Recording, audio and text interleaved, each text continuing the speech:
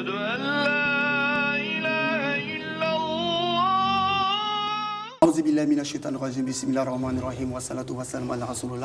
frères et sœurs en islam, qu'il me soit permis de vous adresser le salut des hommes du paradis, le salut fraternel, le salut de la miséricorde, le salut d'Allah Zawajal. Salam alaikum wa rahmatullahi wa barakatuh. Wa alaykum salam wa rahmatullahi wa barakatuh. Certes, nous l'avons révélé, le noble Coran, pendant la nuit du destin, et qui te dira ce qu'est la nuit de la destinée. La nuit de la destinée vaut plus que 1000 mois.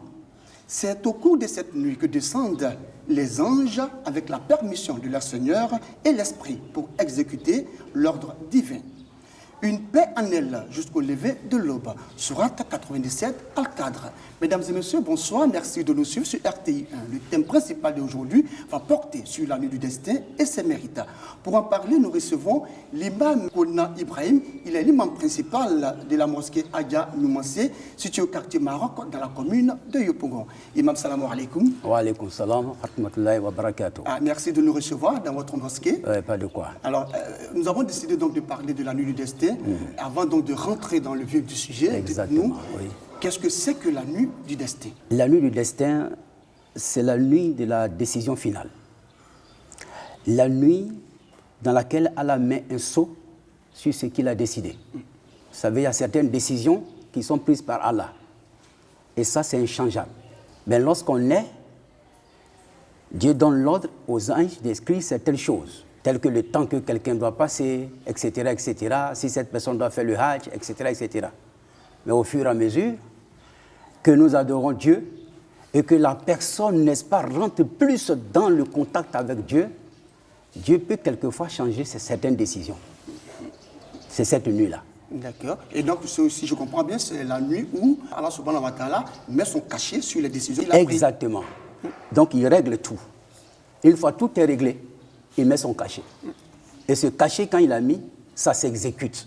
Ça ne revient plus en arrière. Et ça dit que c'est au cours de cette nuit, si Dieu a décidé que Kone Parigasoro sera millionnaire ou milliardaire demain, oui. Quand il met le cachet, c'est terminé. Quand il met le cachet, c'est terminé. Tu seras milliardaire.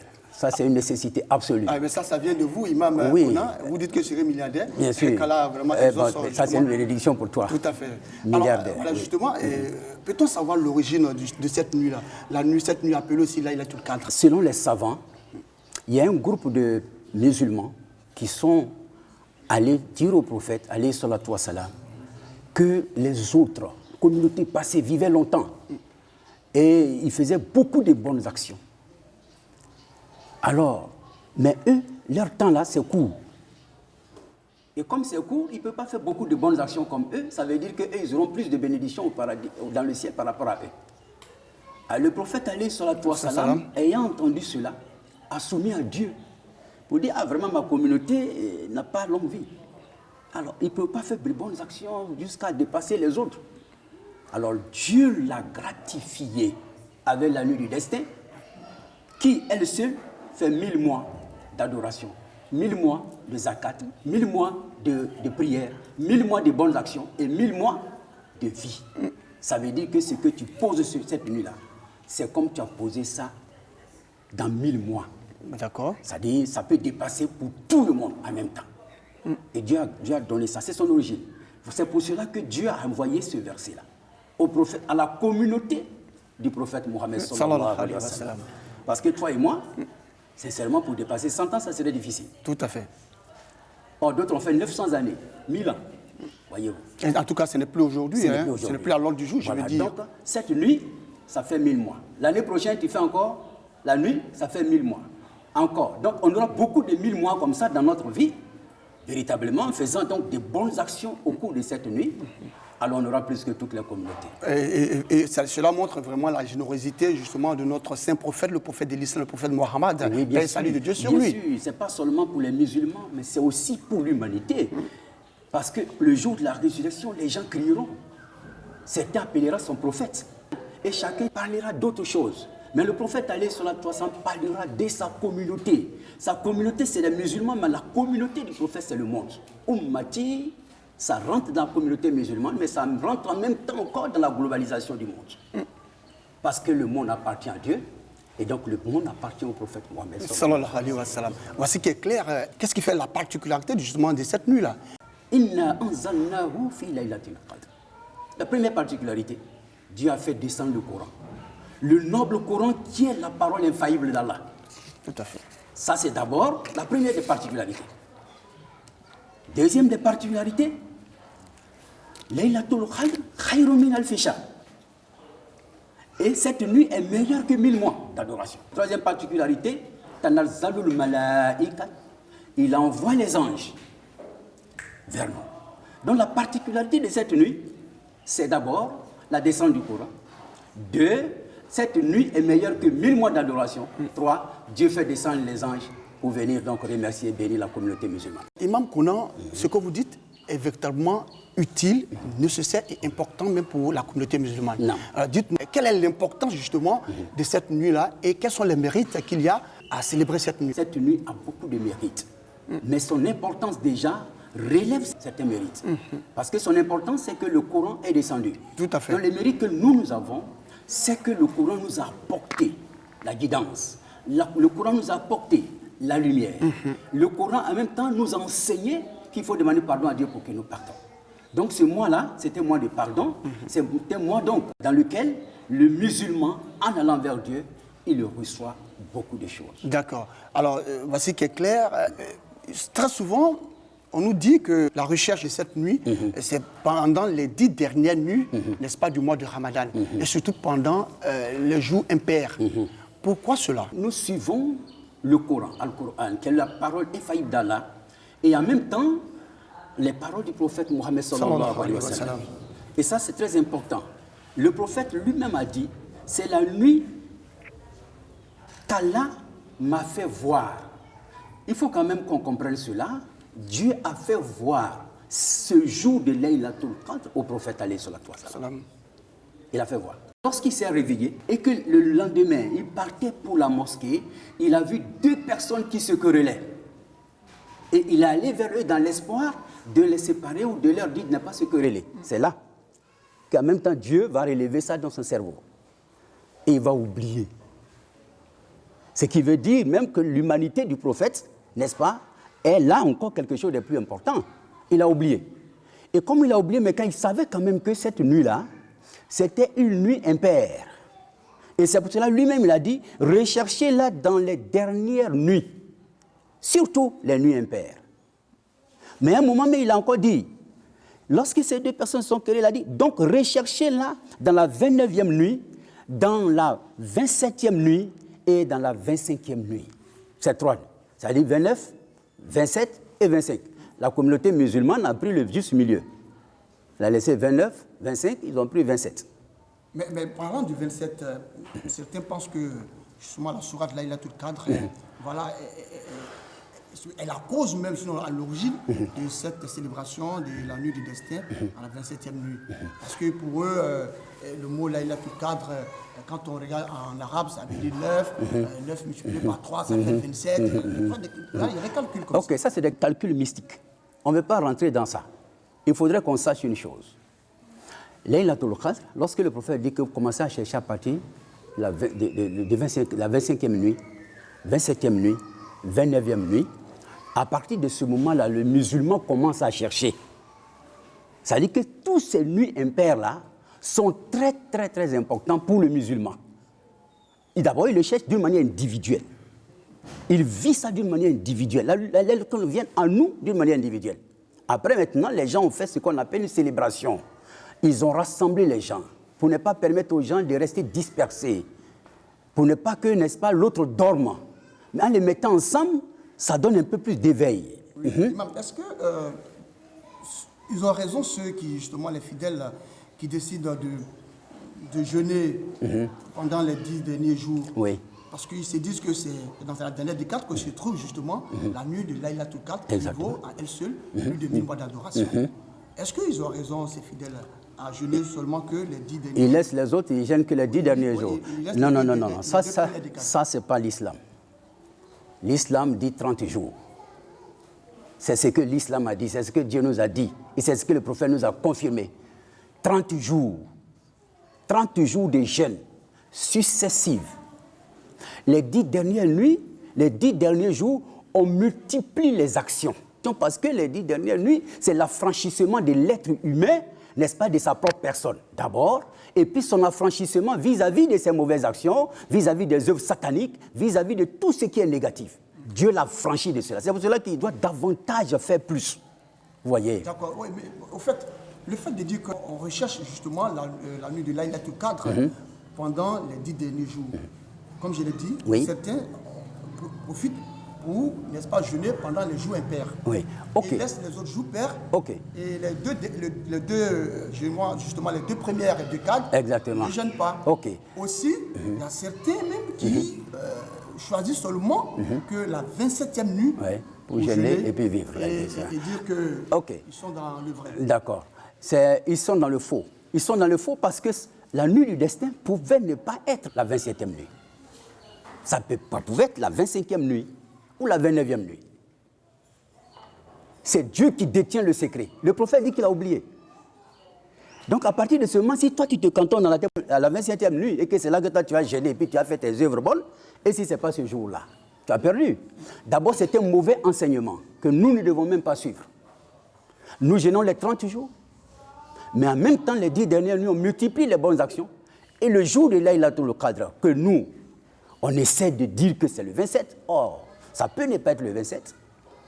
Mais quand même, on essaie de le faire. Et on rassemble les gens dans l'espoir de pouvoir les enseigner et en même temps participer à cette fraternisation islamique et en même temps faire des prières pour pouvoir dire que Seigneur, nous sommes là. Et alors, ce qu'on peut retenir, simplement, c'est que les 3 décades qui composent le mois de Ramadan, chaque décade a son importance. Bien sûr. Nous sommes dans les 10 premiers jours de la miséricorde. La miséricorde de Dieu, de la grâce. Vous savez qu'on a beaucoup de choses qui se passent actuellement. Et après là, nous avons donc du 11 au 20. Voilà, c'est le pardon. Ça, c'est axé sur le pardon. Le musulman a demandé pardon à Dieu. Et Dieu lui pardonne. Mais voilà. Dieu lui pardonne à condition que lui pardonne à son frère, c'est ça? Non. À condition qu'il demande pardon bien sûr, je ne peux pas être en conflit avec mon frère. Bien sûr. Le pardon de Dieu, quand on va vers Dieu pour pardonner, ça veut dire qu'on est prêt, nous-mêmes, n'est-ce pas, à pardonner les autres. Ça, c'est normal. Mais seulement, il faut qu'on sache que la décade du milieu, c'est pour la demande du pardon et c'est pour que Dieu nous pardonne. Et ça, c'est très important. Maintenant, les 10 dernières nuits, les 10 derniers jours maintenant, ça, c'est l'affranchissement. Il est important donc que dans ces 10 jours-là, Dieu a mis dedans aussi Laylatul Qadr pour favoriser la communauté musulmane, la communauté du prophète Mohammed sallallahu alayhi wa sallam. Et ça, c'est une grâce de Dieu pour les musulmans. Et c'est pour cela qu'on ne doit pas rater ces 10 jours en matière de jeûne, en matière de prière. Parce qu'il y a une nuit dedans. Et cette nuit, comme on ne le sait pas, si notre prophète a oublié, il ne le savait pas, il n'a pas su. Sinon, il allait dire c'est tel jour. Et est-ce que ce n'est pas une façon aussi pour Allah subhanahu wa ta'ala de jauger justement la foi, n'est-ce pas, des fidèles, des musulmans? Bien sûr, en toute chose. C'est comme le croissant lunaire qui apparaît. On ne peut pas comprendre ça. C'est comme la mort, tu ne peux pas comprendre. Il y a des mystères qui sont pour Dieu. Il y a des secrets qui sont pour Dieu. Ce n'est pas pour nous. Bon, si Dieu a voulu enlever ça dans la mémoire du prophète, il sait pourquoi. Vous voyez, voilà, aujourd'hui. Donc, nous, musulmans, on se tient à ce que le prophète nous a laissé comme héritage, alayhi salatu wa salam, 25e, 27e, 29e jour. Alors là, nous recherchons la nuit du destin. Et la 23e nuit, il a dit 10. Bon, après, il y a des compagnons qui ont eu à rêver, ils ont vu 7, et puis après, il a dit, bon, ok, il n'y a pas de problème, vous pouvez rechercher le 25e nuit, 27e nuit, 29e jour. Donc, à partir de ce moment-là, moi, en tant que musulman, je dois comprendre que là, je dois accélérer mes prières. La 25e nuit, je dois accélérer mes prières, mes bonnes actions et tout ce qui concerne ma vie. 27e jour, même chose, 29e jour, même chose. Parlant de prière, le saint prophète, le prophète d'Islam, le prophète Mohammed sallallahu alayhi wa sallam, a dit « Quiconque accomplit la prière de la nuit dans le cadre, avec foi, fermeté et en cherchant la récompense, tous ses péchés passés lui seront pardonnés. » Alors, hormis la prière, Imam Kounan, y a-t-il d'autres invocations pour vraiment mériter justement de cette nuit de Laylatul Qadr? Cette nuit est une nuit de grandeur. C'est une nuit très grande. Ce n'est pas seulement la prière. Il y a la prière. C'est une nuit, quand tu fais une prière, ça vaut 1000 mois. C'est une nuit aussi de la zakat. Tu fais ta zakat, c'est comme si tu as fait la zakat de 1000 mois.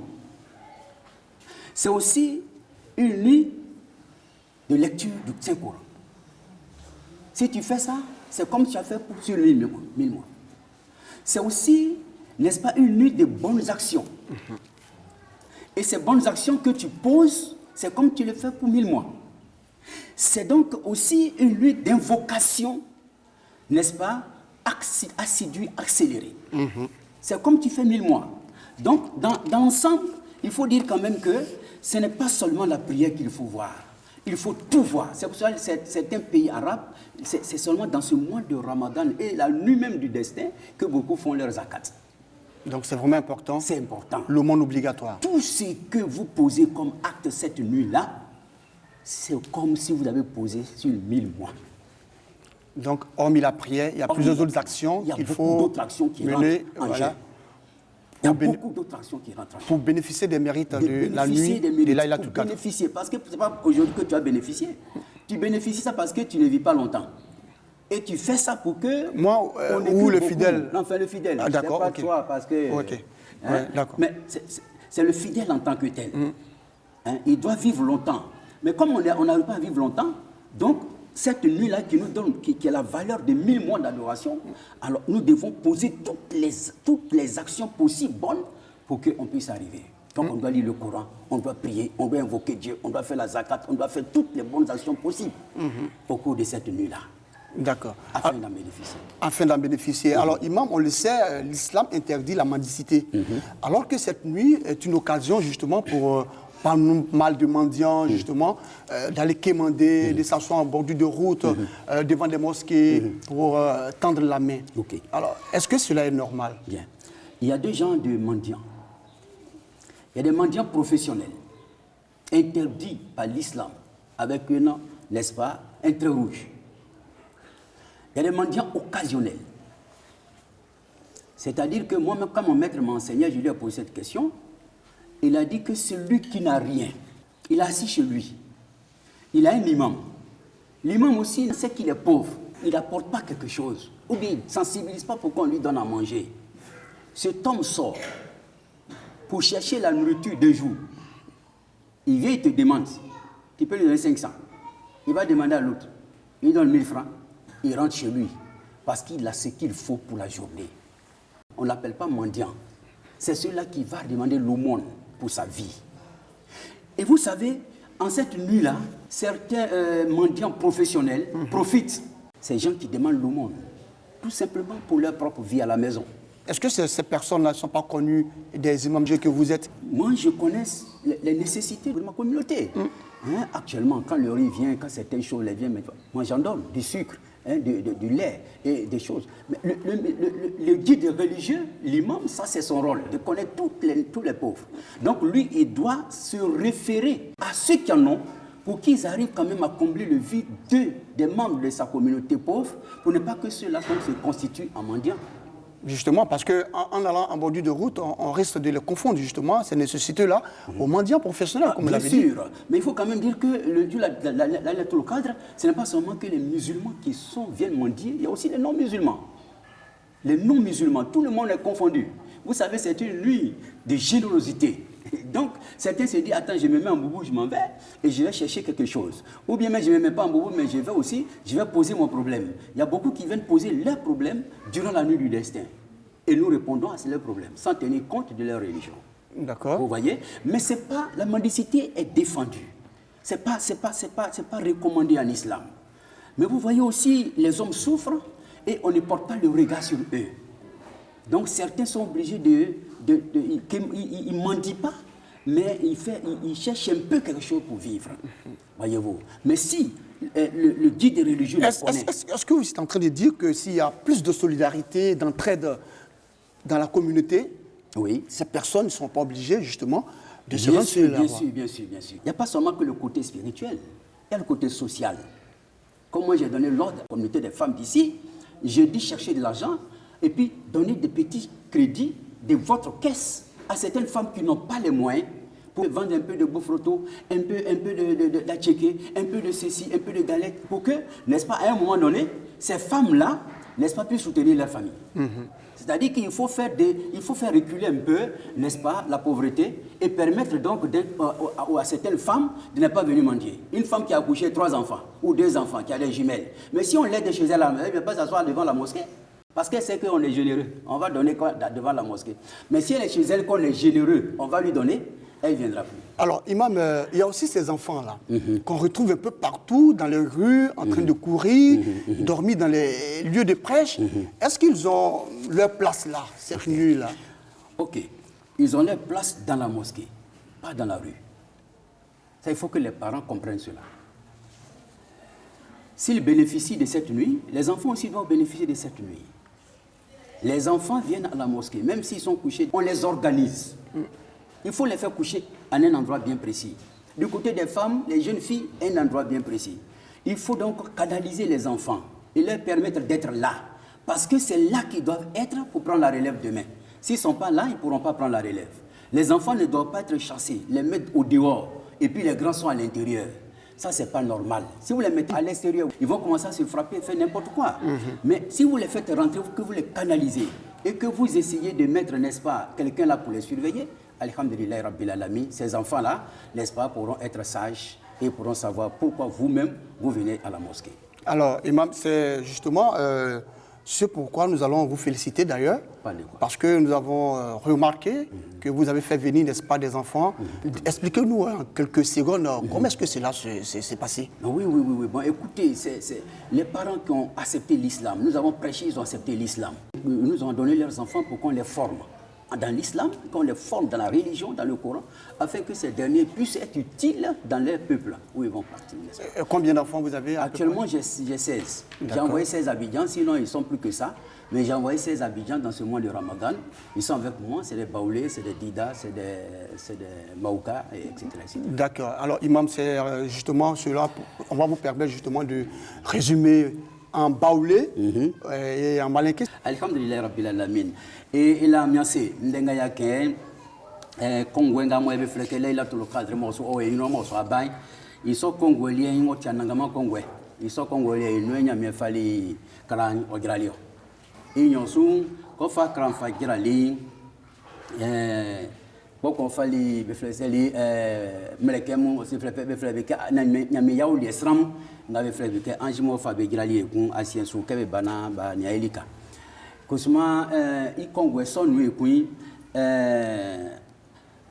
like kwatunga e kongwe sonu oti akpi ani que ailike kun nyame mo akatwa akpi oti ke yo wa askasre ami kiran oti ke wasre nyame ken akpi kaisi ka masanke fana fa dike mo ipan oti ke ipanga ile wa ipa akpi ingbanga ile oti akpi on la katwa mo nyame kusuma fa mo ils sont keli nous on fa ke ingba ya na ikanga kra na ingba ya na ukaim ilwengu ingba ya na israamien ingba ya na juma kramanga nyame dilimani ye ils sont jumalien mo fa ke esike nyame bo otitan ye ke nyame sumeni prophète Mohammed sallallahu alaihi wasallam mo obali ke oblana wa tingé ils sont prophètes lien yo seli ke yo kenga mo kongwe sonu o fa ke ya na ma ebueku na ifa di nyame ijuma ils sont congolais ou tianangama congolais na fa okangwa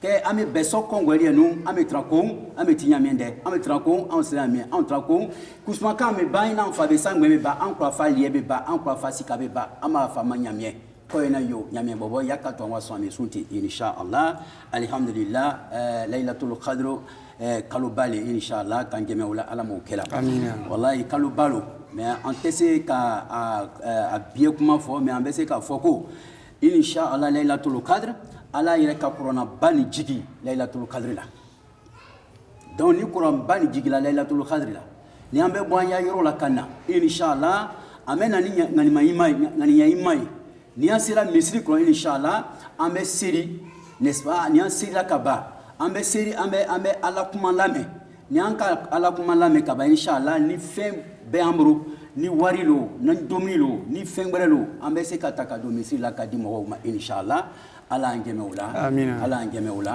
ala ila la to kadri suran keneyala Amina.